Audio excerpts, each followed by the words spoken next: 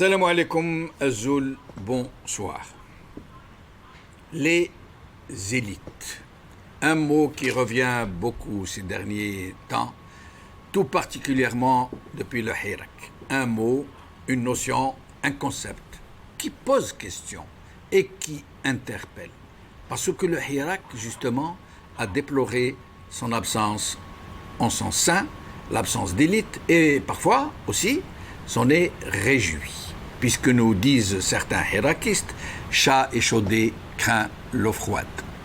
Et que le peuple s'est très souvent fait rouler dans la farine des mots par ces gens qui étaient sortis du lot d'une façon ou d'une autre, qui avaient laissé penser qu'ils étaient exceptionnels, qui avaient pris la direction des événements et à qui on a fait confiance ou qu'on a été contraint de subir, qui s'étaient arrogé le droit de présider à nos destinées et qui, derrière les discours lénifiants, derrière les promesses mirifiques d'un avenir radieux qui nous avait promis, s'étaient révélés de fiefés coquins et de redoutables requins. Mais, en l'occurrence, et tout particulièrement dans le contexte révolutionnaire qui nous interpelle aujourd'hui, c'est quoi une élite ? Suffit-il, par exemple, de constituer un groupe de 15 personnes, comme le stipule la loi, de faire une demande d'agrément au régime et se voir ainsi adoubé du jour au lendemain en parti politique pour devenir de jure et de facto l'élite politique du pays ? Suffit-il de casquer 7 milliards de centimes pour s'acheter un siège de parlementaire ? Suffit-il de squatter un strapontin ou une épicerie politique, d'être de zamas journalistes qui signent des amas éditos, des amas chroniques, qui recueillent des amas interviews, des amas président de la République, des journalistes dont le rôle est de poser des questions qu'on leur a demandé de poser et qui ne savent que faire oui, de la tête. Suffit-il de lire à la télé ce qu'on nous demande de lire et de le faire avec une emphase lyrique remarquable?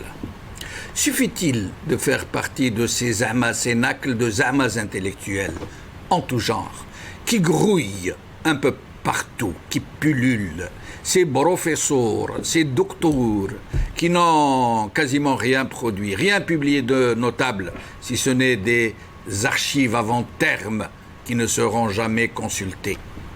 Ces scientifiques dont certains trônent sur les grandes institutions de recherche scientifique et qui ont été pris la main dans le sac pour plagiat, sans pour autant perdre leur fonction. Suffit-il de squatter des niches idéologiques, syndicales, culturelles, linguistiques, historiques et faire son beurre en barattant les polémiques, en passant dans le même temps sa pommade à qui de droit? Suffit-il de se trouver une petite place au milieu de toutes ces gens, dans toute cette foule industrieuse, dans toute cette huile sociale de vidange qui flotte au-dessus du marigot, toute cette écume grise? Suffit-il de se faufiler dans ce monde interlope où le mensonge le dispute à l'effronterie en tôle galvanisée, qasdir, pour faire partie de ces élites? En fait, et malheureusement, oui. Il suffit juste de savoir se frayer un passage et de se ménager son petit nid, plus ou moins confortable, plus ou moins rentable, et qui permet à celui qui l'occupe de s'inventer un rôle social, un rôle politique, un rôle culturel, de prétendre faire partie de cette minorité éminente, de faire partie du dessus du panier, s'il vous plaît, de parler au nom de la société, d'être celui ou celle qui est naturellement le vis-à-vis en même temps que le négociant, non pas le négociateur, le négociant face à un pouvoir ou qui finalement choisit qui il veut pour représenter les d'en bas, les gens d'en bas, en cas de trouble, voire même en cas de révolution. Et c'est peut-être pour ça que le Hirak est hostile à toute représentation qui puisse prendre langue avec le pouvoir en son nom. Un rejet des élites potentielles né d'une cuisante expérience, né d'un douloureux vécu, né de la trahison des élites. Mais faut-il pour autant jeter le bébé avec l'eau du bain, comme on dit? Un rejet aussi catégorique de toute idée de représentation et donc de toute élite qui viendrait naturellement se porter à sa tête pour incarner la révolution populaire, n'est-il pas plutôt dans l'intérêt du régime? La situation est véritablement dramatique. Un mouvement de contestation politique de très grande intensité au point où nombreux le considèrent comme un processus révolutionnaire peut-il ainsi faire l'économie d'une élite? Est-il raisonnable de rejeter l'idée de toute élite nationale au prétexte que jusque-là, cette catégorie intellectuelle et politique a été squattée par des opportunistes? Mais comment faire alors pour laisser émerger les vraies élites et dans le même temps se délester des imposteurs qui ont squatté les lieux? La question est posée.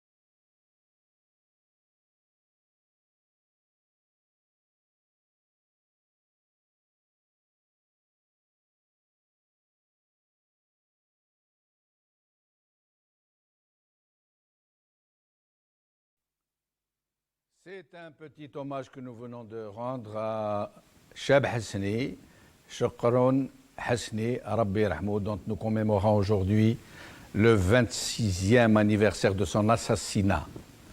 Rabbi Rahmou.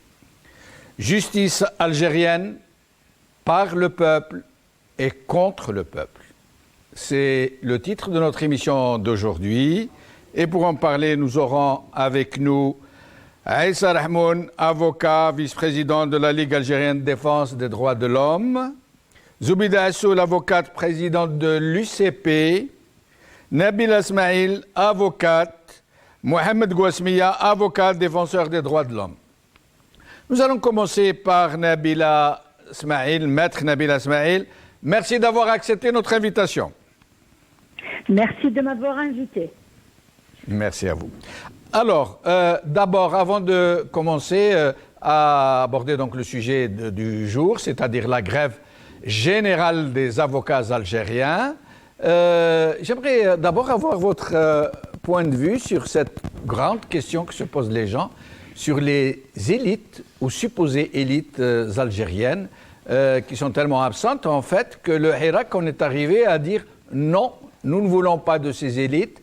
Un peu comme s'il disait, le Hirak, nous attendons l'avènement, la naissance des vraies élites. Moi, je pense que c'est une question très importante qui nécessite peut-être une émission spéciale. parce que c'est la grande question que tout le monde se pose. Et dans une révolution comme la nôtre et dans une conjoncture comme celle que traverse l'Algérie, je pense que l'élite n'a pas le droit d'attendre qu'elle soit invitée pour s'impliquer. L'implication de l'élite doit être spontanée, doit être automatique, et on n'a vraiment pas le droit de penser que l'élite, si elle doit se manifester, c'est parce que c'est pour chapeauter ou pour conditionner ou pour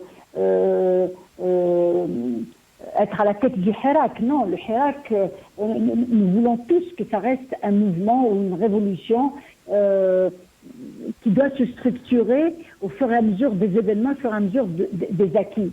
Et maintenant, l'élite, vous savez, chacun peut donner un sens au mot élite, et je crois que le débat le mal est très profond. Parce que quand vous avez l'élite, la véritable élite qui pourrait constituer le début d'un véritable changement pour l'Algérie. Quand vous la voyez se dire « Oh mais moi, qu'est-ce que je vais changer? Je peux pas, je rentre chez moi. » Ou bien « Moi, je peux pas me mêler, il y a trop de médiocrité. » Moi, j'ai toujours dit que ce genre de réponse, en laissant le terrain à cette médiocrité, nous contribuons au résultat. Nous contribuons, moi quand je regarde les plateaux de télévision et que je compare ce qu'on ramène sur les plateaux pour vanter les mérites de cette constitution, et quand je sais que dans mon entourage, j'ai des éminents professeurs en droit constitutionnel qui me donnent une toute autre lecture, qui est exactement la lecture voulue par le peuple, la lecture qui doit conduire directement vers un rejet, je crois que je me dis, je leur dis, même si c'est des amis, je leur dis manifestez-vous, ils me disent, bon, il y a un lien. Alors, faut-il comprendre que le moment est venu pour ces élites, les vraies, j'entends, pas celles qui occupent le terrain, pas ces faux politiciens, ces faux intellectuels, ces faux journalistes. Est-ce que le temps est venu pour ces vraies élites d'investir maintenant le terrain, le temps ou jamais peut-être?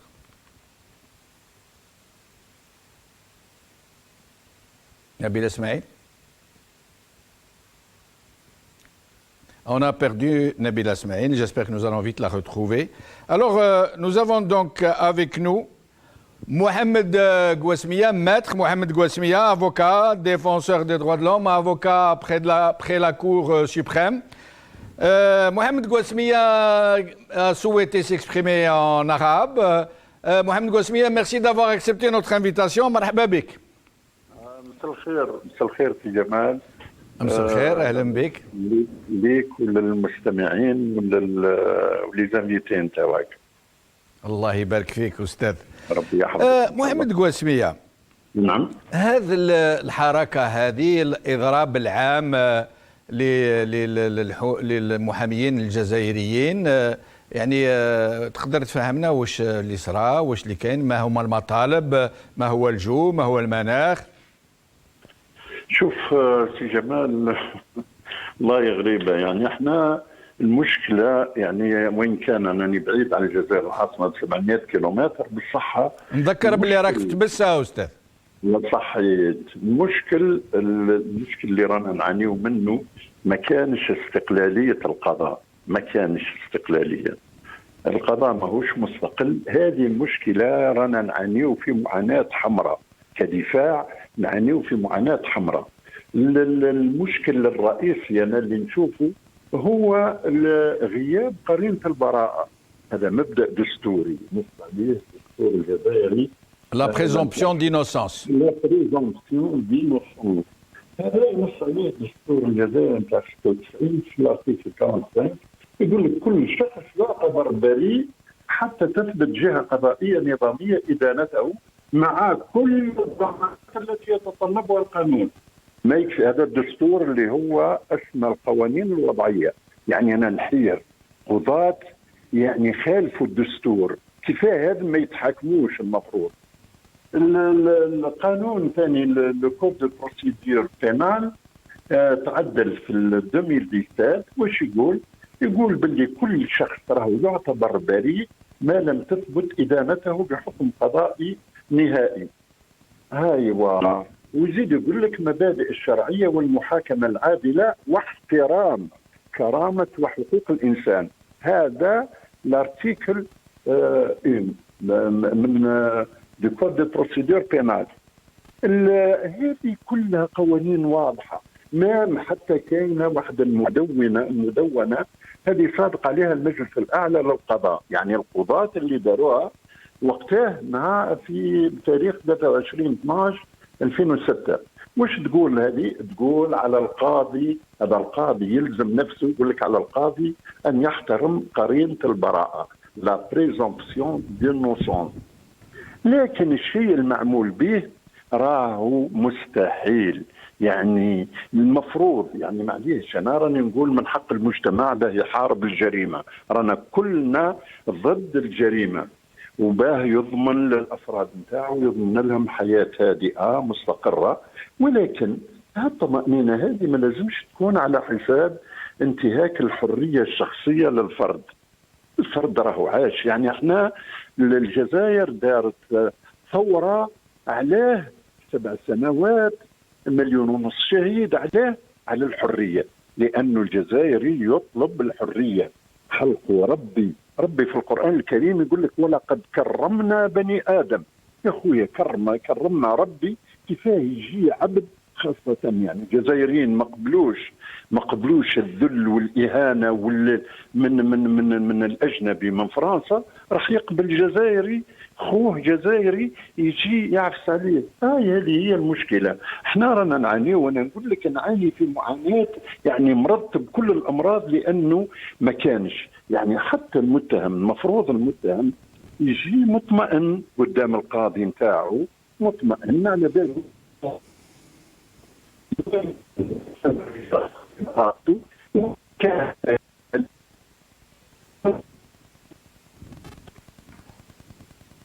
كان مشكل ما نسمعوا فيك مليح. الو انا تفضل نسمعوا فيك.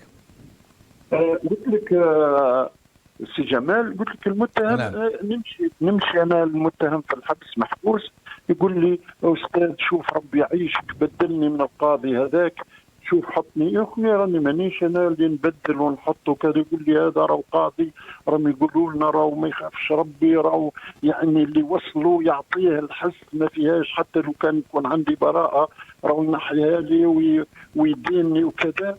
احنا يعني نذكروهم ونقولوا لهم القضاة يترافعوا ونبداوهم اذا كان رانا مسلمين. هاو الاسلام وش يقول. شوف يعني انا سي جمال خويا اذا كانت تسمح لي بركه، شوف عمر بن الخطاب رضي الله عنه بعث رساله لابو موسى الاشعري، هذا قاضي في الكوفه، بعث له وش يقول، يعني خاطب القضاة الكل، يقول لهم اذا جلستم للفصل بين الناس فتبينوا وتثبتوا.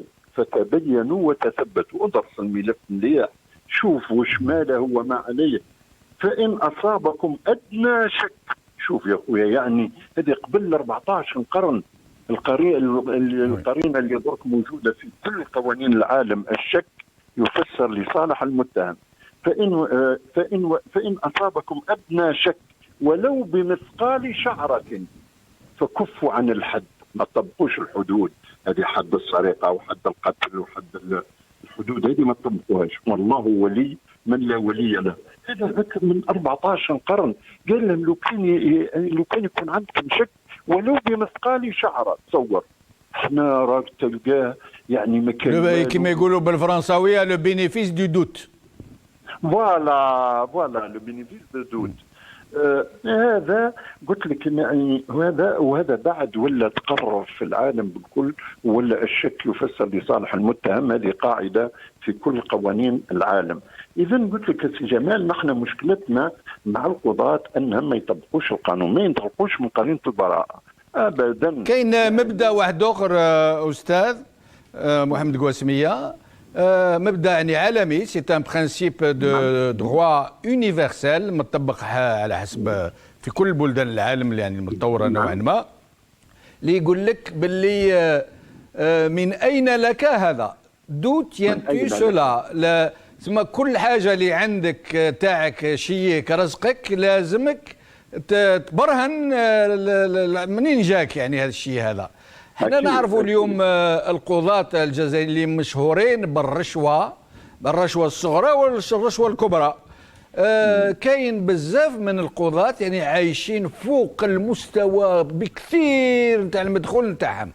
لماذا النظام عمره ما يطلب منهم انهم يبرهنوا منين جابوا هذا الاملاك وهذا الثروات وهذا؟ صح، انا معاك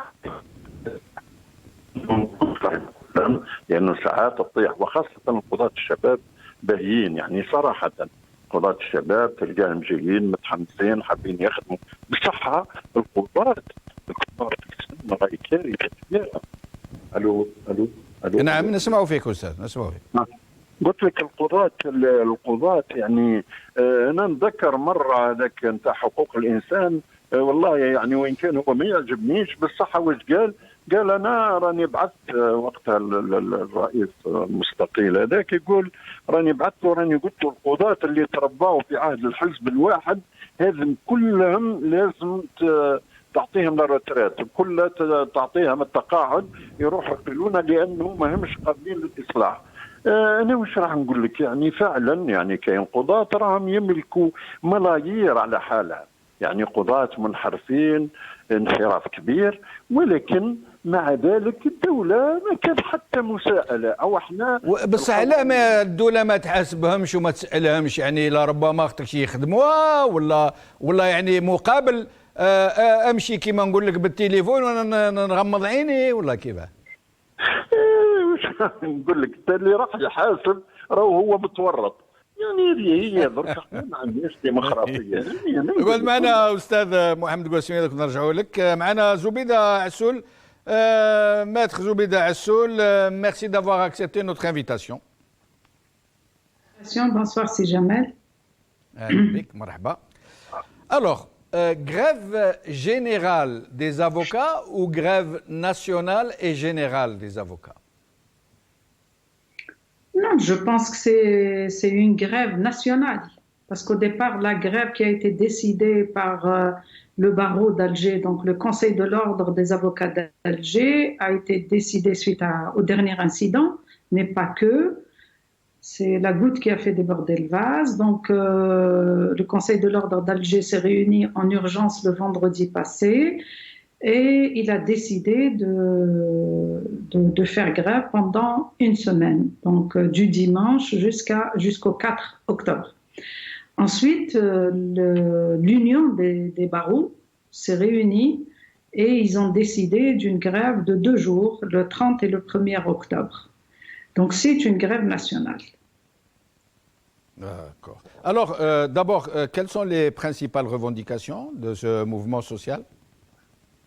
Moi, je pense que les communiqués ont été publiés devant tout le monde. C'est-à-dire que l'incident qu'il y a eu avec le bâtonnier d'Alger, ce n'est pas cet incident qui a fait que le Conseil de l'ordre décide de cette grève, ni l'union des barreaux. Par contre, cet incident a été la goutte qui a fait déborder le vase. Il y a beaucoup Est-ce que vous pouvez nous rappeler ce qu'a été cet incident, au juste? Écoutez, moi, je n'y étais pas, honnêtement, mais j'ai suivi ça à travers les confrères qui étaient présents, à travers le communiqué qui a été rendu public par le Conseil de l'ordre d'Alger et aussi les confrères qui étaient présents. En fait, ce qui se passe, c'est que surtout les derniers temps, avec la pandémie, il y a eu ce qu'on appelle les procès à distance. En fait, les procès à distance, c'était pendant la période du confinement. Et c'est une exception qui ne peut en aucun cas devenir la règle. Ça, c'est sur le principe.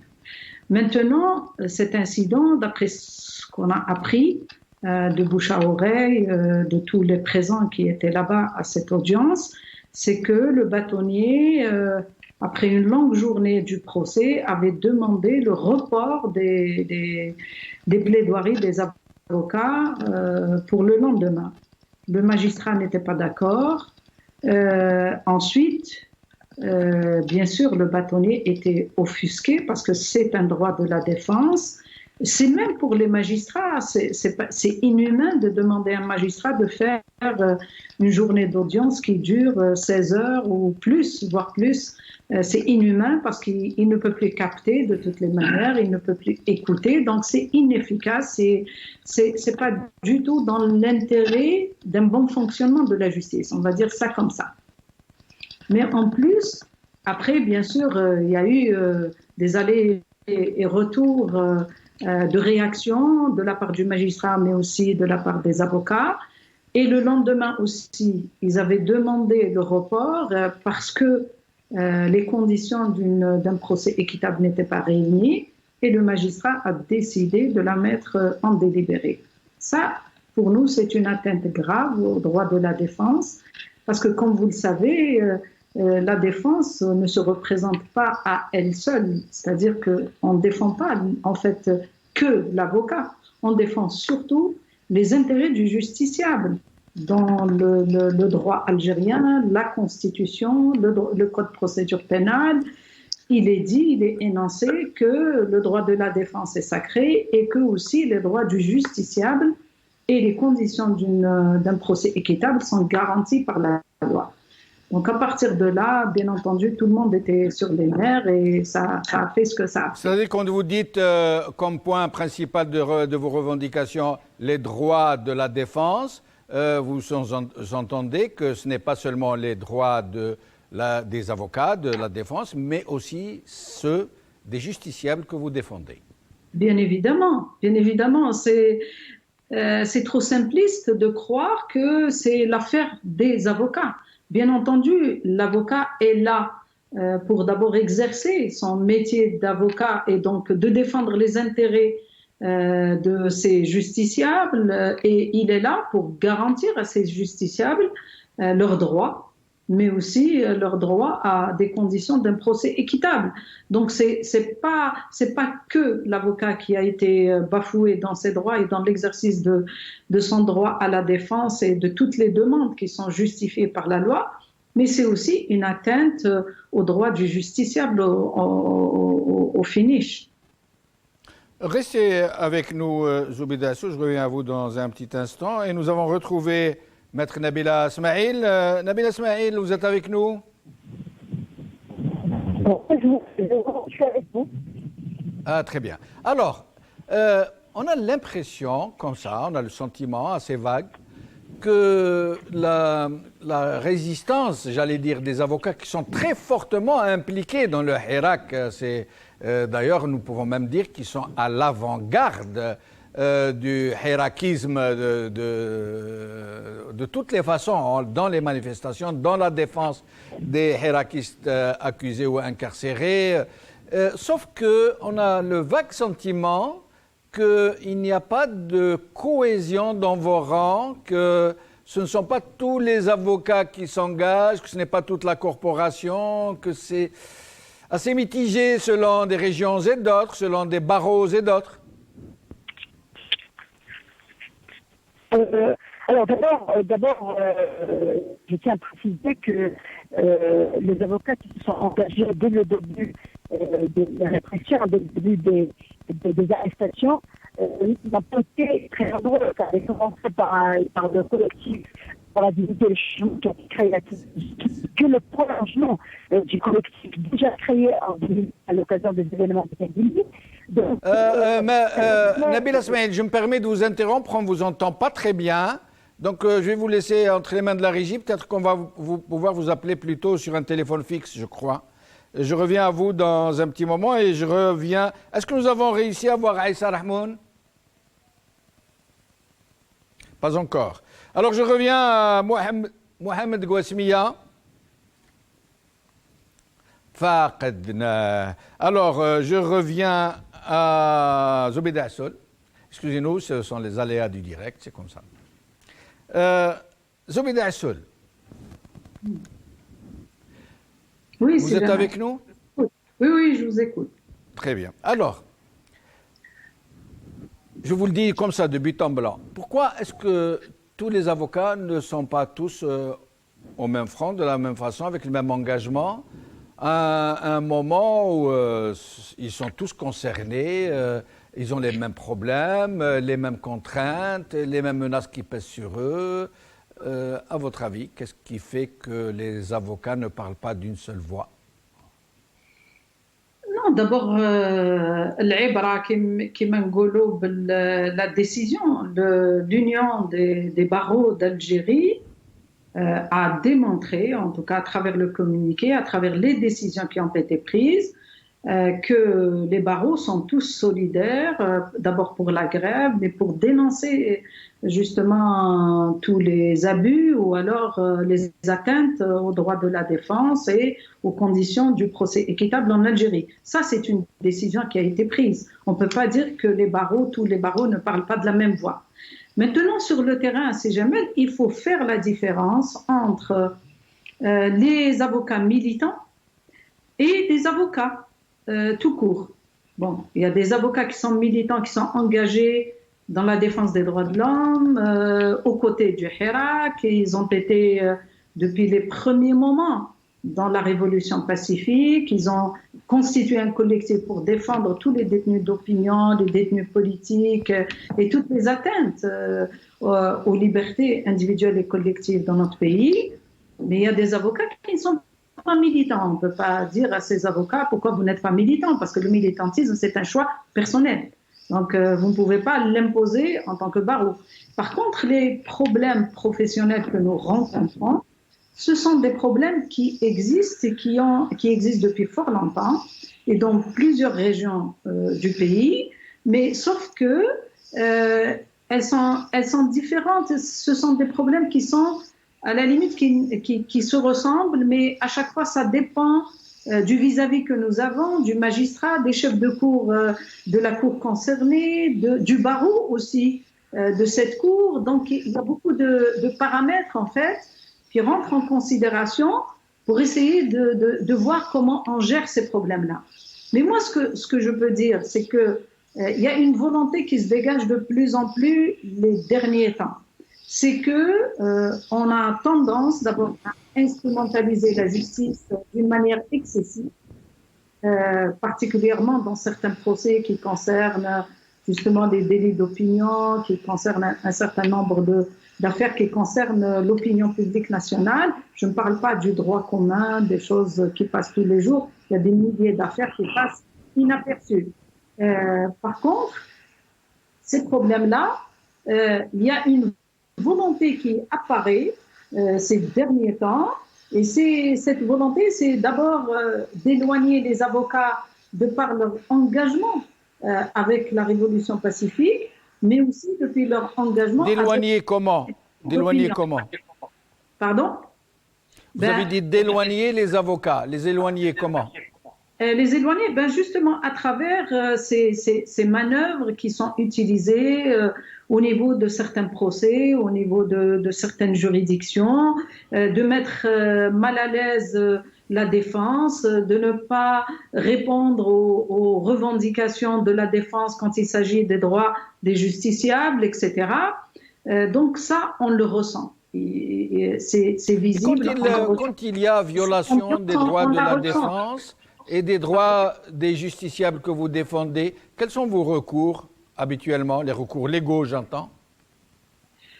Les recours légaux, donc nous avons les conseils de l'ordre. À travers les conseils de l'ordre, on peut agir à travers déjà les décisions qui ont été prises, par exemple au niveau du conseil de l'ordre d'Alger, c'est de recourir à la grève, de demander à régler les problèmes avec le ministère de tutelle, mais aussi interpeller l'opinion publique pour dire que aujourd'hui le dernier rempart pour défendre les libertés individuelles et collectives et l'application de la loi et les droits des justiciables sont en danger et sont aussi l'affaire de tous. Ce n'est pas uniquement l'affaire que des avocats, mais nous, notre devoir, on le fait.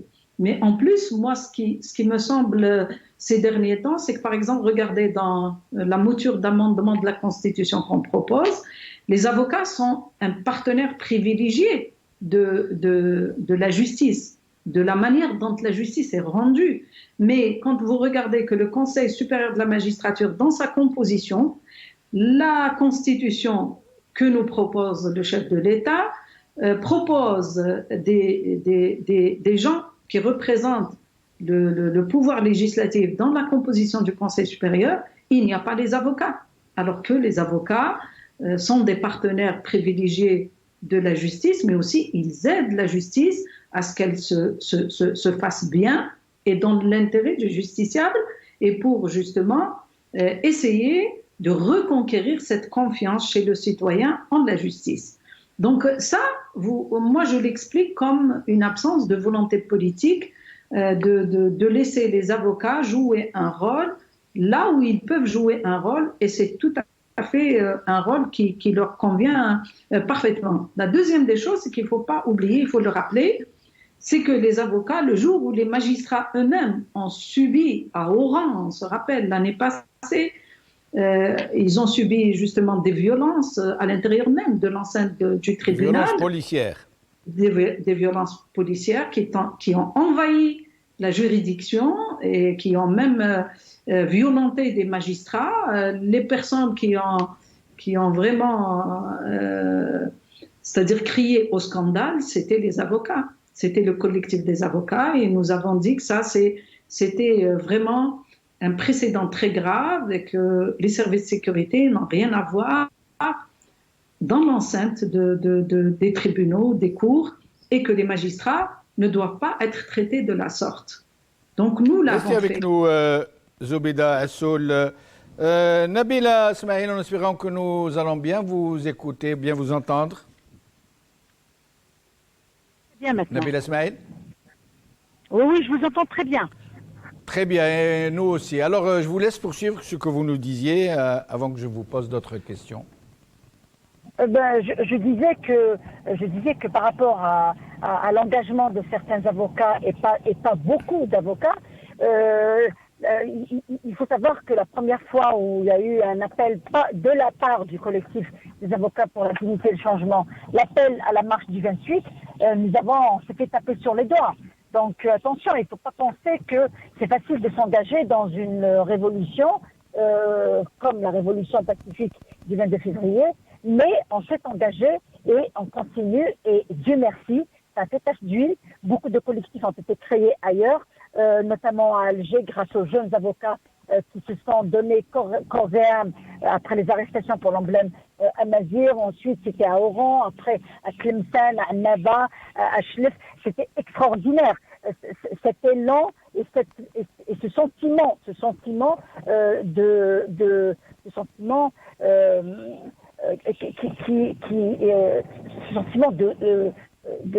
devoir s'impliquer, parce que c'était la justice qui était en danger. Alors maintenant, vous allez peut-être me dire qu'est-ce qui s'est passé à la cour d'Alger, et pourquoi cette grève, et pourquoi. Attention, il y a quelque chose d'extraordinaire dans tout ce qui s'est passé, c'est que je ne veux pas dire que le fait d'avoir décidé d'une grève illimitée à Alger ou d'une semaine, ou le fait que l'Union nationale des barreaux algériens se soit réunis pour décider malheureusement que 2 journées de grève, je ne peux pas vous dire que ça m'a réjoui, parce que nous avions, en tant que collectif d'avocats, nous avions attendu, interpellé l'Union des barreaux à l'occasion des premières arrestations en juin 2019, à l'occasion de l'emblème Amazir.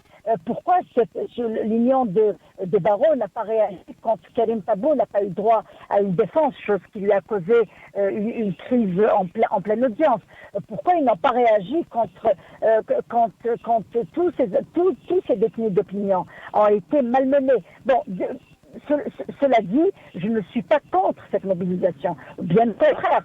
C'est-à-dire que beaucoup pensent que l'incident qui a touché le bâtonnier d'Alger était la goutte qui avait fait déborder le vase, chose qui est vraie à partir du moment où le cap, c'est-à-dire que le cap du mépris a pris une ampleur, parce qu'ils s'en sont pris à un bâtonnier. Vous savez qu'un bâtonnier quand même représente minimum plus de 1000 avocats. Alors imaginez le bâtonnier d'Alger qui regroupe et qui représente le plus grand nombre d'avocats en Algérie. Donc pour moi, l'offense qui a été faite au bâtonnier Sémini, nonobstant sa personne, ou nonobstant ce que tout le monde lui reproche par rapport au besoin de Bouteflika et par rapport à tout ça, bon ça me regarde pas du tout, parce qu'il est bâtonnier, c'est notre aîné, je le respecte parce qu'il représente un ordre que je respecte beaucoup, c'est l'ordre des avocats d'Alger, mais quand on voit qu'il y a de la tristesse, il y a de la colère de la part des avocats qui vous disent pourquoi maintenant les dépassements et le mépris a commencé s'est manifesté à travers ces procès où plus de 40 avocats plaident et que il y a condamnation. Maintenant, on ne doit pas faire l'amalgame entre la personne qui a été la personne. Le titre plutôt, c'est le titre qui devrait nous intéresser, parce qu'une justice ou un juge qui ose pour une raison personnelle ou pour une histoire personnelle entre les deux personnes, c'est la justice qui est en danger quand un juge utilise son poste pour humilier un bâtonnier parce qu'il y a une affaire personnelle entre eux. C'est toute la justice qui est en danger. Et quand je vois que j'ai entendu aujourd'hui, j'ai entendu dire que le ministère de la Justice a essayé de contacter des anciens avocats pour essayer de jouer au médiateur, moi je dis que ce ministère devrait d'abord interpeller les juges pour leur dire qu'ils n'ont pas le droit d'utiliser leur poste pour régler des affaires personnelles. Ça, c'est un abus d'autorité. Ça, c'est d'une. De deux, je pleure ma justice parce que, vous savez, mon ami et mon frère Djamel, moi, quand je vois le discours de Varmati aujourd'hui devant le Sénat et que je vois la vidéo qui a été faite par Moriti, le ministre garde des Sceaux français, qui promet aux Français d'introduire des caméras dans les salles d'audience pour permettre aux Français de suivre tous les procès et toutes les audiences, parce que si la justice est rendue en votre nom, vous avez le droit de savoir ce qui se passe dans les salles d'audience.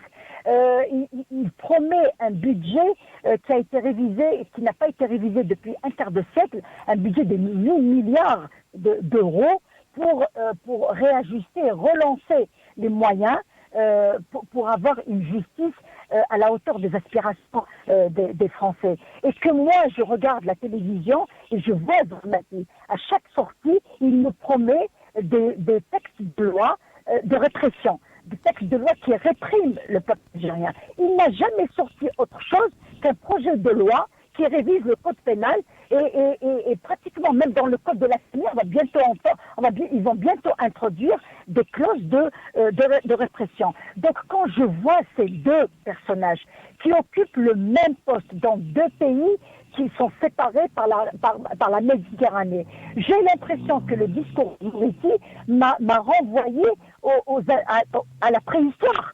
Je ne vis pas dans le même siècle que ce monsieur qui dit qu'il faut aller vers la justice de proximité. Il dit que je dois former et dire aux magistrats qu'il faut qu'ils aient les moyens de se déplacer pour aller vers les personnes les plus démunies, pour les écouter et faire des enquêtes à leur niveau. Il vous dit qu'il faut dégager une cagnotte pour les experts, parce que les experts, c'est la vérité de la justice.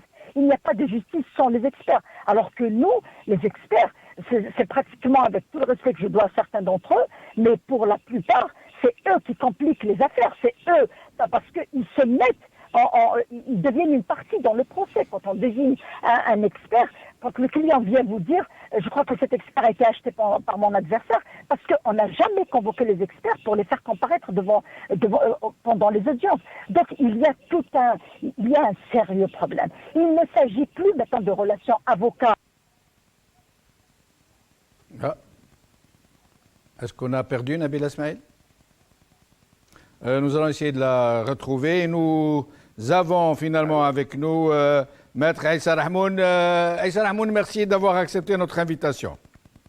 Monsieur Jamal, bonsoir à tous les invités et puis à tous les fidèles d'Awra TV. Merci Aïssa Rahmoun. Alors, d'abord au sujet de cette grève générale qui a été partiellement nationale pendant 2 jours, je crois. Sinon, l'un dans l'autre, vous êtes en train de revendiquer les droits de la défense et par conséquent des justiciables que vous défendez. Mais votre problème, avant d'être avec le pouvoir, le régime, c'est-à-dire le ministre de la Justice, qui est sa façade la plus apparente, est-ce que vous n'avez pas plutôt des problèmes avec les magistrats eux-mêmes, censés représenter une justice qui est rendue au nom du peuple, et magistrats qui quasiment refusent d'être indépendants, qui veulent rester soumis au régime politique et qui se font, il faut dire les choses par leur nom, les nervis de ce régime et son bâton, non seulement contre vous, mais contre les propres justiciables que vous défendez. Tout à fait, je dirais que effectivement, c'est un triple combat, c'est un triple combat à la fois. Avant tout, c'est un combat contre nos aînés. S'il faut le dire, la loi portant la protection des avocats, elle est ce qu'elle est. Elle est gérée par une Assemblée nationale qu'on connaît tous. Et cette loi qui donne effectivement des prérogatives à la limite de l'empereur, à la limite d'un roi pour le bâtonnier. Je vous donne un exemple. Le bâtonnier a le droit, dans le cas de poursuite disciplinaire contre un confrère ou une consoeur, de constater les faits, d'instruire, d'ouvrir une enquête, d'enquêter, de désigner un rapporteur, de renvoyer devant la commission de discipline et d'être président de la commission de discipline, chose que tout le monde ne sait pas. Donc là déjà, le bâtonnier est juge et partie à la fois. Secondo, un combat effectivement contre l'appareil judiciaire. Pourquoi? Parce que les magistrats, en fin de compte, refusent d'une manière délibérée des fois, mais aussi d'une manière mécanique souvent, par la formation qu'ils ont eue, par le l'endoctrinement qu'ils ont eu à l'École nationale des magistrats, qui refusent d'être indépendants. Et pourtant, la justice, dans les pays qui se respectent, il y a cette séparation de pouvoir, dans des républiques avancées, des démocraties avancées, dans des États de droit. La justice, c'est un pouvoir judiciaire. Eux, ils ont accepté ce moule d'appareil judiciaire et d'appartenir à ce pouvoir exécutif, même ce pouvoir exécutif qui fonctionne à la Banaf, tout le monde le sait, que le législateur n'est pas législateur, n'est pas exécutif, que le judiciaire n'est pas judiciaire. Il y a toujours une main cachée qui fait tourner ces pouvoirs. Le troisième combat, c'est le plus la troisième lutte, c'est la plus importante, c'est contre ce régime politique qui est la négation de l'état de droit, qui est la négation des pratiques démocratiques, qui est la négation du sens des institutions et du respect des institutions. Ah, nous avons perdu Maître Rahmoun. Ah, Aïssa Rahmoun. Il semble... Est-ce que vous êtes avec nous, Aïssa Rahmoun? Nous allons essayer de le rappeler.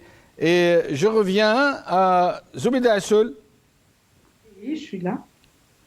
Zoubida Assoul, pardonnez-moi de vous poser des questions aussi gênantes, mais c'est mon rôle. Je sais combien c'est difficile d'être dans votre métier, dans le pays, directement en face, au front, j'allais dire, et de devoir répondre à de telles questions. Mais, question que j'ai déjà posée, pourquoi le principe d'où tiens-tu cela, justifier l'état de votre fortune, n'est-il pas appliqué en Algérie face à ces magistrats qui vivent très très en dessus de leurs moyens, pour la plupart d'entre eux. Certains étalent des fortunes mirifiques absolument scandaleuses sans que le régime leur demande de les justifier. Est-ce parce que c'est une forme de chantage, ça veut dire je te laisse faire, je te laisse te corrompre avec le petit peuple, et en échange tu es mon bâton pour frapper tout quiconque est contre moi?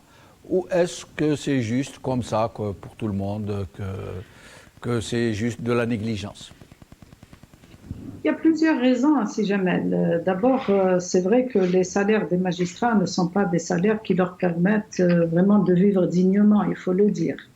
Les magistrats rencontrent, je l'ai vécu moi-même, au début de ma carrière, quand j'ai commencé magistrat, on avait des magistrats qui passaient la nuit dans des hammams, hein, il faut le dire. Et ça revient à la volonté politique qui n'a jamais existé dans notre pays d'aller vraiment vers la construction d'une justice forte et indépendante. Pour que la justice soit forte et indépendante, il faut un certain nombre de préalables. Le premier, c'est d'abord la qualité de formation des magistrats, et j'entends bien de la qualité, ça ne veut pas dire le nombre d'années, parce que moi j'ai enseigné une courte période à l'École supérieure de la magistrature. Enseigner, c'est pas refaire la licence ou le magistère d'un futur magistrat. Former un magistrat, c'est lui apprendre comment faire l'application de la loi, comment gérer l'environnement direct et indirect, comment être imprégné des droits de l'homme, comment avoir une attitude, comment respecter la loi, quel est l'esprit de la loi, etc. Ça, malheureusement, on ne le fait pas beaucoup. Par contre, on fait un certain nombre de formations qui sont beaucoup plus des formations parfois techniques dans certaines spécialités, mais en fait, un magistrat, il faudrait d'abord qu'on lui apprenne le savoir-être et le savoir-faire. C'est ça le rôle d'une école supérieure de la magistrature. Parce que le technique, normalement, un magistrat qui vient à l'école supérieure de la magistrature, il est censé avoir un background en droit qui lui permet par la suite de savoir faire l'application de la loi. Par contre, le savoir-être et le savoir-faire et comment défendre l'indépendance du juge, ça c'est autre chose. La deuxième des choses, c'est que vous avez un environnement. Je ne vis pas en dehors de cet environnement. Il a un environnement dont il y a une interaction entre l'environnement extérieur, qu'il soit d'ordre politique, d'ordre institutionnel, ou alors d'ordre même professionnel. Il ne peut pas vivre en dehors de la société. Donc, si vous avez un pouvoir qui, lui, ne veut pas d'une justice forte et indépendante, un pouvoir qui veut utiliser la justice comme le bras de la répression pour régler des comptes ou pour essayer de réprimer les libertés des gens ou l'opposition ou toute personne qui a une vision autre que celle du pouvoir, eh bien, tous ces éléments-là font que les magistrats sont dans une situation, ils ressemblent à l'ordre général qui existe dans le pays. Quand vous savez que le système algérien est basé sur le mode de corruption comme un mode de gouvernance. Surtout les dernières années, depuis l'arrivée de Bouteflika, on sait très bien que la corruption est devenue un mode de gouvernance chez nous. Donc vous avez le bâton et vous avez la carotte. Et donc laisser faire, ne rien dire, ça s'applique à tout le monde. Ça s'applique aux magistrats, ça s'applique aux avocats, ça s'applique aux responsables politiques. Et on n'a qu'à voir les derniers procès que nous vivons au niveau des juridictions sur beaucoup de responsables politiques et militaires qui étaient aux commandes du pays. Donc c'est un tout en fait. Vous ne pouvez pas parler de la justice ou des magistrats. Oui, mais les magistrats, c'est un corps assez particulier, censé être très moral, censé rendre la justice au nom du peuple et qui pourtant pratique une corruption outrancière. Moi, je me rappelle très bien, je connais certains magistrats quand j'étais au pays qui avaient un courtier. Je me rappelle de quelqu'un qui avait un courtier maître, Berahmou de toutes les façons. Il avait un tarif. Telle affaire coûte 50 millions, telle affaire coûte 100 millions, et ouvertement, en plein jour, ça passe mal. On ne peut pas dire que c'est un peu comme tout le monde, hein. Il y a de la corruption partout. Quand la justice est rendue par le peuple, par des gens, des maquignons qui se permettent des courtiers pour leur ramener des pots de vin, c'est un peu dur à avaler.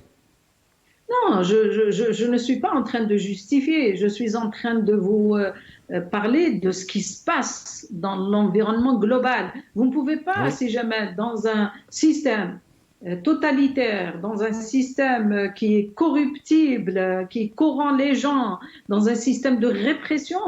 Moi, j'ai vécu dans ce secteur une bonne partie de ma vie professionnelle et je vous assure qu'il y avait des magistrats honorables qui essayaient de dire le droit, mais ils le payent très très cher.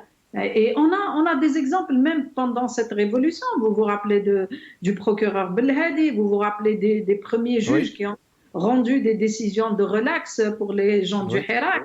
Les activistes, ils ont été tous sanctionnés. Donc c'est très compliqué. Sanctionnés comment, Zoubida Assoul? Quels sont les leviers qu'ils utilisent contre l'affectation dans des endroits qui ne désirent pas, des rétrogradations? Quels sont les moyens que le régime utilise pour sévir contre ceux qui refusent de marcher dans la combine?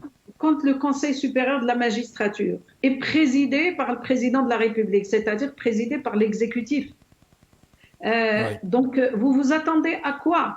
Je veux dire que le magistrat est soumis à la pression à la fois de son administration de tutelle, donc la chancellerie, donc le ministre de la Justice et toute l'administration du ministère de la Justice, mais aussi du pouvoir exécutif, en l'occurrence le président de la République. Donc vous ne pouvez pas vous attendre à mieux parce que de toutes les manières, les promotions, les mutations, la discipline, c'est le Conseil supérieur de la magistrature qui s'occupe de tout ça. Donc toute la carrière du magistrat, en termes de promotion ou de mutation ou de discipline, est entre les mains de l'exécutif. Donc, chaque fois qu'il y a un magistrat, on utilise ces moyens-là, et ces moyens-là sont constitutionnalisés. C'est pour ça que moi, je m'insurge chaque fois que je vois que dans cet amendement de la Constitution, encore cette fois-ci, on continue à garder la justice et le Conseil supérieur de la magistrature sous la présidence du président de la République est composée de beaucoup de gens qui n'ont rien à voir dans le Conseil supérieur de la magistrature, notamment les 4 membres qui sont désignés par les 2 présidents du Parlement, des 2 chambres du Parlement. Que vient faire le pouvoir exécutif, législatif dans le pouvoir judiciaire? On est censé avoir une réelle séparation des pouvoirs, on est censé avoir une composition qui peut aider la justice à s'améliorer, à s'affranchir de toute tutelle, de toute intervention, de toute ingérence de qui que ce soit. Eh bien, la réalité, c'est qu'on est encore dans ce schéma-là qui maintient la justice sous la tutelle. Ensuite, bien entendu, quand vous voyez qu'avec toute la corruption qui a gangréné le pays dans toutes les institutions et toutes les sphères et à tous les niveaux, bien évidemment, vous avez aussi les gens qui essayent de corrompre les magistrats directement, c'est-à-dire ashab al-mal al-fasid, ashab al-mal li ma ta'boush alayh, les gens qui ont volé, qui ont fait de la surfacturation, qui sont devenus riches du jour au lendemain. Et bien ces gens-là, ils essayent aussi de se faire une place dans la justice. Et on a vécu l'épisode de Bouchi, ce qu'on a appelé Kamel Bouchi, qu'il arrivait même à nommer des procureurs, des présidents de tribunaux, etc., par intervention indirecte. Kamel Bouchi, rappelons-le, qui a été accusé d'être à la tête du fameux réseau des 701 kilos de cocaïne, du trafic qui a été éventé et qui concernerait des barons du régime au plus haut lieu. Restez avec nous, Zoubida Assoul, je reviens à vous. Nabila Smaïl, vous parliez tout à l'heure de Éric Dupond-Moretti, le ministre de la Justice française, qui a donc tellement voulu bien faire pour faire comprendre que la justice doit se rendre au nom du peuple, qu'il est en train de tout faire pour que les audiences soient non seulement publiques, mais filmées et diffusées en direct. À un moment où chez nous la corruption des magistrats s'étale en plein jour, où les magistrats se permettent des rabatteurs, où ils ont des tarifs pour les affaires, où ils affichent ostensiblement leur fortune, ils les étalent,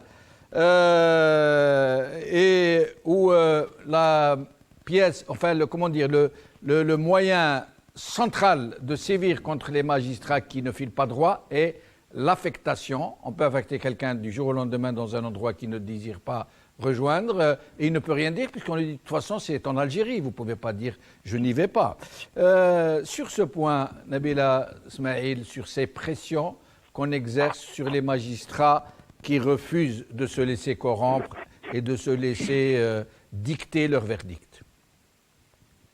Ce genre de cette catégorie-là de magistrats, malheureusement, est la plus. Vous savez, quand un magistrat comme Belhadi se voit, enfin, est témoin de la reconnaissance du peuple après la sanction à laquelle il a été, après la sanction qui a été infligée, qui est la mutation vers une wilaya du sud, des hauts plateaux, il y a un problème qu'il faut prendre sur un angle que peut-être beaucoup n'évoquent pas.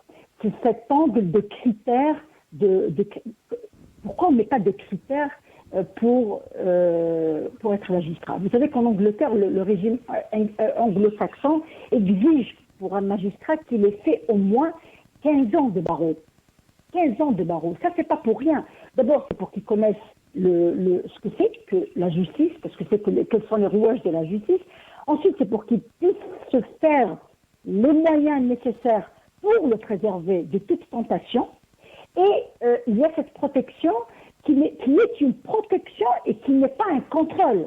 Or, chez nous, les magistrats qui sont dans un système corrompu, du plus haut jusqu'au plus bas, ne peuvent pas faire exception à partir du moment où beaucoup d'entre eux sont devenus magistrats, pas par vocation, mais parce qu'ils ont voulu avoir le titre de magistrat pour exercer un pouvoir. Parce que c'est un juge, attention, et dans ce milieu-là, dans toute cette image, il y a quand même des magistrats très nobles qui ont honte devant le nom qu'ils portent, qui essayent de préserver le nom qu'ils portent, qui essayent d'être à l'honneur du serment qu'ils ont prêté. Et malheureusement, cette catégorie-là, c'est la catégorie de Marzoukhi, qui est le président du syndicat autonome des magistrats, qui fait l'objet d'un dossier disciplinaire. Ceux-là, ils crient leur colère. Ils disent que basta, nous devons divorcer du pouvoir exécutif. Nous sommes un pouvoir. Et comme l'avait dit, combien il y a de magistrats dans le pays? Là, je n'en ai aucune idée. Il faut poser la question à Zarmati, encore faudra-t-il qu'il le sache. Parce que le club des magistrats qui est en train de résister, on nous dit qu'il est composé d'environ 1000 magistrats. Il y en a beaucoup. Quand vous savez que chaque tribunal a plus de 7 à 10 sections, quand vous savez qu'il y a un tribunal dans chaque daïra est censé avoir son tribunal, ils sont très nombreux. Mais la force, ce nombre-là qui ne peut pas constituer une force ou un pouvoir tel qu'il est dicté dans la Constitution est justement causé par cette division et par ce clientélisme qui a gangréné les magistrats. Vous pensez que les magistrats sont contents d'être traités comme Qadaf téléphone, Adalat téléphone? Ça ne leur plaît pas parce qu'il y a des magistrats compétents, il y a des magistrats dignes, il y a des magistrats... Oui, mais qu'est-ce qui les empêche de dire non, je refuse d'appliquer vos directives, même si vous m'envoyez à n'importe où, plutôt que de me faire acheter, plutôt que de Nadhlam al-Nas? C'est la loi régissant leur profession. C'est le fait qu'ils soient directement sous le contrôle du président de la République. C'est la Constitution qui a fait ça. Et pourquoi Nabila Smaïl n'ont-ils pas profité du Hirak pour prendre la locomotive du peuple et descendre dans la rue et dire « nous voulons devenir une justice indépendante » ? Ils ont essayé, ils ont été divisés par ça, ils ont été divisés par l'événement d'Oran, ils ont été divisés par le fait que le président du syndicat et le président du club, Chalou Habinatouam, ils ont essayé, beaucoup ont essayé, mais très vite, la répression, très vite, la riposte était venue. Et il y a beaucoup qui ont peur, il y a beaucoup peut-être qui ne se voient pas être la locomotive. Moi, malheureusement, pour moi, c'est notre milieu. Je le regrette parce que beaucoup de ces magistrats-là sont heureux, ils saluent cette révolution, mais ils ont cette obligation de réserve qui les condamne, qui les ligote. Vous savez que quand ils sortent avec des pancartes pour dire لا لعدالة التليفون نحن قضاة باسم الشعب ونصدر أحكام باسم الشعب, ils le disent plus fort que le peuple qui crie dans la rue. Ils le disent plus fort que nous, les militants, qui l'exigeons. Donc nous savons qu'ils ont très mal au fond d'eux, mais ils ont cette obligation de réserve qui est comme l'épée Damoclès sur leur tête. Et je vous dis que je ne peux pas attendre d'une justice un rendement espéré par le peuple quand je vois les moyens qui sont donnés à certains tribunaux. Si je ne dois parler que du tribunal du chef-lieu de Wilaya de Sidi Ouzou, vous savez que c'est un tribunal qui date du temps du colonialisme. C'est un tribunal qui a été construit pendant la guerre. Et la Wilaya de Sidi Ouzou, qui est la deuxième Wilaya sur le plan population, n'a jamais connu la construction d'un autre tribunal chef-lieu. Et vous savez que ce tribunal-là, il dessert, il reçoit les doléances et les dossiers de plus de 4 daïras et plus de 7 communes. Plus de 7 communes. Vous imaginez un peu le volume de travail. Et vous rentrez dans les bureaux d'instruction, il n'y a pas de chaise. Vous rentrez dans les bureaux de greffe, vous avez des magistrats qui n'ont pas de bureau. Ils n'ont pas de bureau. Ils travaillent aux côtés du greffier. C'est scandaleux. C'est scandaleux. On ne peut pas demander une rentabilité à un juge qui n'a pas de bureau dans son tribunal où il a été affecté. Alors que dans des communes ou dans des daïras complètement retirés, nous avons des châteaux qui ont poussé. Pourquoi il y a ça? Pourquoi il y a cette... Par contre, Nabila Smaïl, il y a certains magistrats, comme ceux de Sidi Mohamed par exemple, qui disposent de personnel en plus, d'une pléthore de personnel, de bureaux luxueux, de voitures, voire même de personnel de maison, qui sont très riches, qui sont très accompagnés. Ce n'est pas le cas. On a l'impression que vous nous décrivez deux mondes au sein de la justice, les nervis de luxe et les autres. Ce sont vraiment deux mondes différents pour la simple et unique raison que les enjeux sont différents. Il n'y a pas d'enjeu à Sidi Ouzou. Par contre, il y a beaucoup d'enjeux à Alger. Alger, c'est la capitale. Alger, c'est les ministères, c'est le groupe d'influence, c'est la Issaba, quel que soit qui est à la tête de cette Issaba, mais l'influence est énorme à Alger. Même les avocats, quand on parle d'avocats, on dit « Ah non, il faut aller s'installer à Alger, c'est à Alger qu'il y a de l'argent ». Non, mais voilà le discours qui est distillé. Voilà ce qu'on dit. Donc moi, quand vous me dites pourquoi il y a des magistrats corrompus, moi je vous dirais pourquoi le système est corrompu. On ne peut pas imaginer un ange en enfer ou imaginer un diable au paradis. C'est pas possible. Donc quand une mafiocratie ne peut pas engendrer de la vertu. C'est pas possible. Quand vous avez un système qui a adopté la corruption comme mode de gouvernance, quand vous savez que le pouvoir sait qu'il y a des magistrats corrompus, et Dieu merci, il y a des magistrats nobles, très honnêtes, et qui sont la fierté, et c'est grâce à eux qu'on continue à lutter, parce qu'on y croit, on sait qu'un jour ou l'autre, ils pourront entraîner d'autres magistrats, et nous savons que notre lutte pourrait aussi affecter, je ne dirais pas pourrait entraîner, mais je dirais que notre lutte et notre cause pourraient affecter d'autres. Mais vous savez, quand on a 40 ans de carrière et qu'il nous reste quelques années pour partir en retraite, c'est difficile de s'engager dans une lutte, mais il y a une génération qui si elle décide de changer les choses, elle va changer les choses. Parce que vous savez, le pouvoir des magistrats a été ressenti par le pouvoir quand les magistrats ont décidé de ne pas organiser les élections du 12-12. C'est quand les magistrats ont dit « nous n'allons pas rejoindre les bureaux de vote » et nous. Mais quand ils ont satisfait leurs revendications socio-professionnelles, ils ont rejoint la niche. Alors vous voyez mon père qui est un militant, journaliste, écrivain, m'a toujours dit quand on veut avoir, le pouvoir a compris qu'il a une opposition affamée, il a les moyens de l'engraisser. Quand il y a de l'argent, vous pouvez absorber la fausse opposition. Quand vous avez tout un peuple qui salue votre courage. Et du jour au lendemain, on transforme la revendication, je dirais pas politique, je dirais pas professionnelle. C'était une revendication légitime et une revendication à l'image du serment qu'ils ont prêté. C'est comme si les magistrats leur disaient, bon sang, laissez-nous être fidèles au serment qu'on a prêté quand on a épousé cette profession. Quand vous voyez que la machine du pouvoir, que le régime corrompu a réussi à détourner les revendications purement politiques de dignité et d'honneur pour la transformer en revendication socio-professionnelle. Et quand vous avez le président du syndicat des magistrats sur les marches de la Cour suprême dire les mondes de l'istiqlal, الجزائر عمرها ما عرفت عدالة مستقلة, et du jour au lendemain, il se tait, il oublie complètement ce qu'il avait dit, ça, c'est pour vous dire que le pouvoir a compris que l'opposition ou la pseudo-opposition est une opposition qui est en attente d'une offre de service.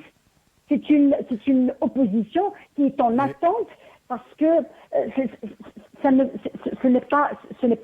peut-être pas leur combat, mais moi je dirais que ça va changer. Je sais que ça va changer. Et je dirais aussi que s'il y a une petite minorité de magistrats qui résistent, rien que pour cela, le combat est noble et on va le continuer. Parce que quand vous Restez avec nous.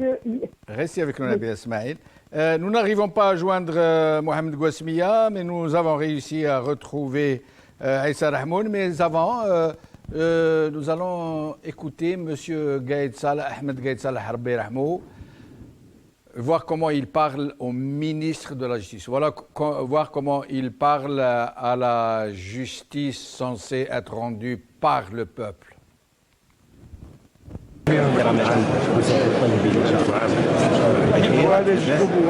Merci mille fois.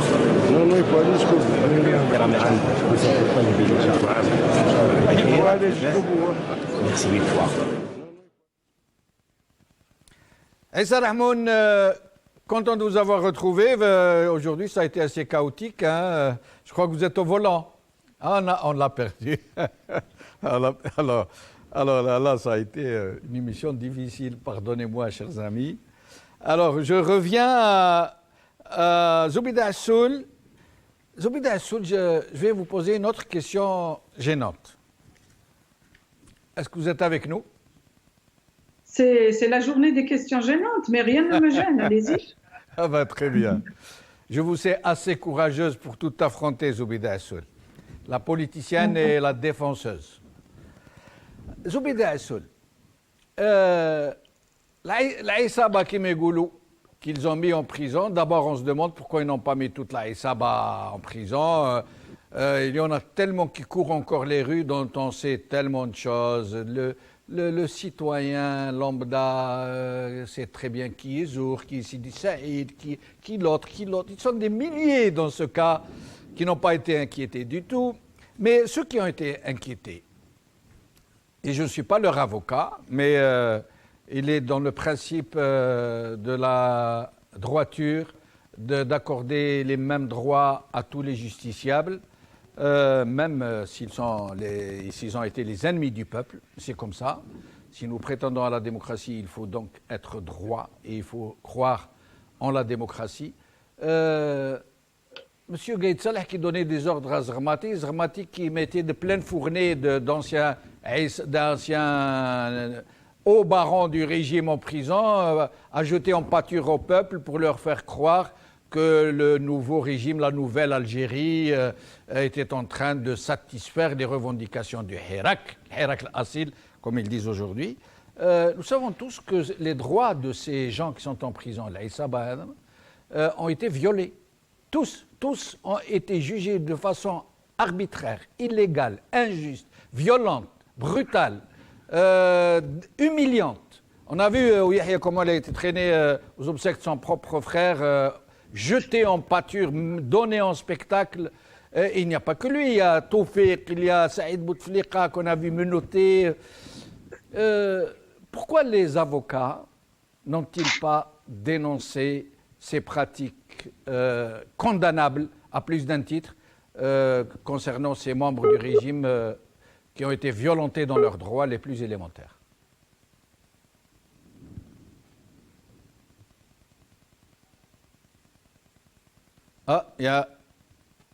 Nous avons perdu. Mais nous avons perdu Zoubida Assoul, mais nous avons retrouvé Aïssa Rahmoun. Est-ce que Aïssa Rahmoun est avec nous? Oui, je suis là. Aïssa Rahmoun, je ne sais pas si vous avez écouté la question que je viens de poser à Zoubida Assoul et que nous avons perdu. Non, pas du tout.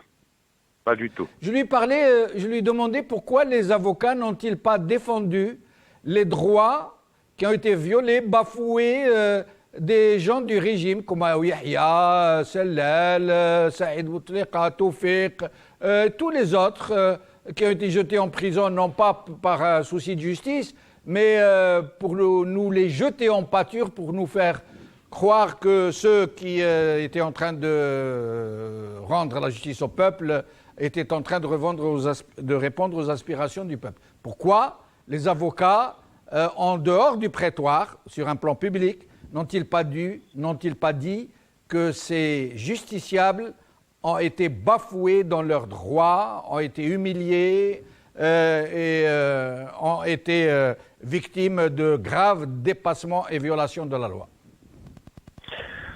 Il faut rappeler qu'on a dit clairement tout au départ que la justice ne doit pas être l'instrument par lequel, le mécanisme par lequel le nouveau régime prenne sa revanche ou rende des comptes à l'ancien régime.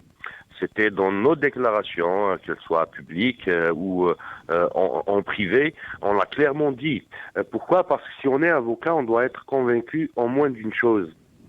Quand on est avocat et surtout militant des droits de la personne humaine, que chaque personne, chaque humain a droit à un procès équitable, dans des conditions favorables, dans des conditions apaisées et surtout loin des calculs politiciens du régime.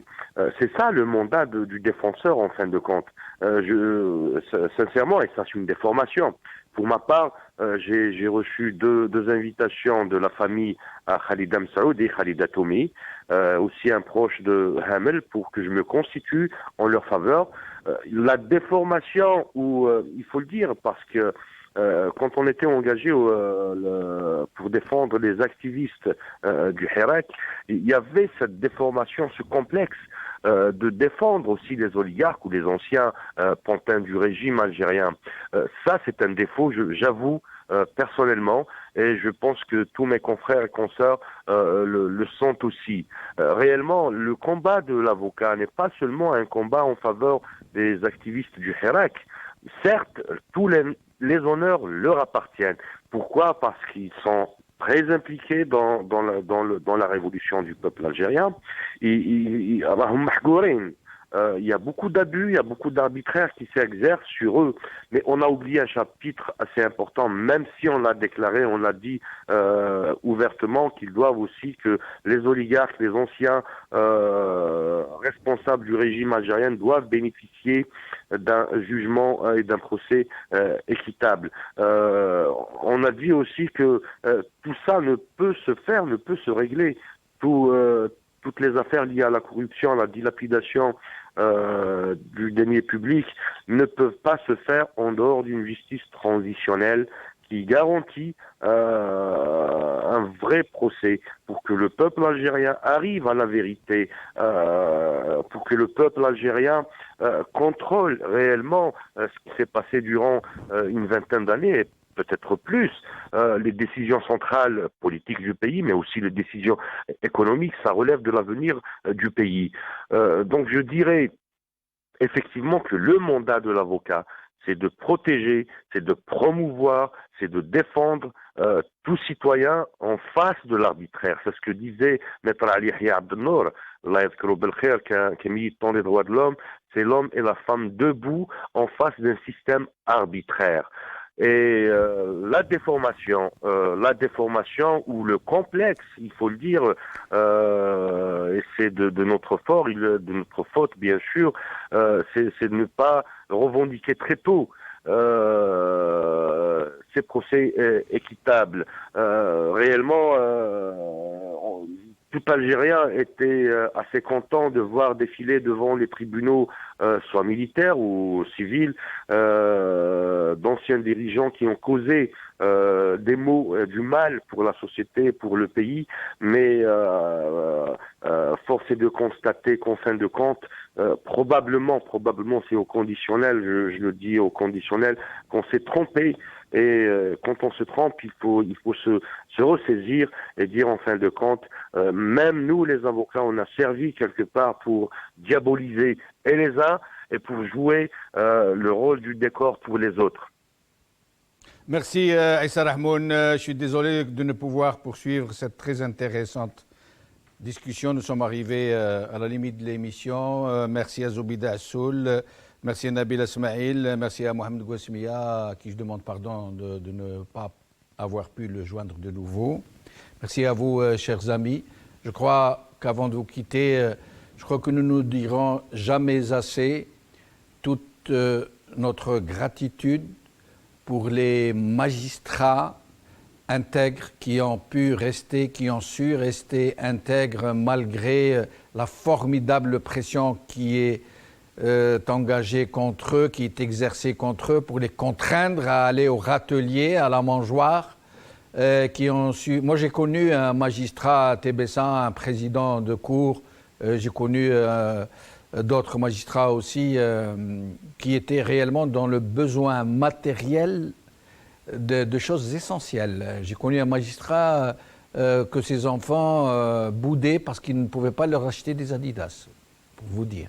Et il s'est refusé à puiser dans la poche des pauvres gens qui étaient prêts à vendre l'or de leurs épouses pour acheter un verdict. Merci à ces gens, merci à tous les avocats qui se mobilisent pour nous, qui sont à l'avant-garde du Hirak. Je crois que l'histoire ne les oubliera jamais. Merci à vous, chers amis, d'avoir suivi cette émission. Bqaw ala khair, b'slama.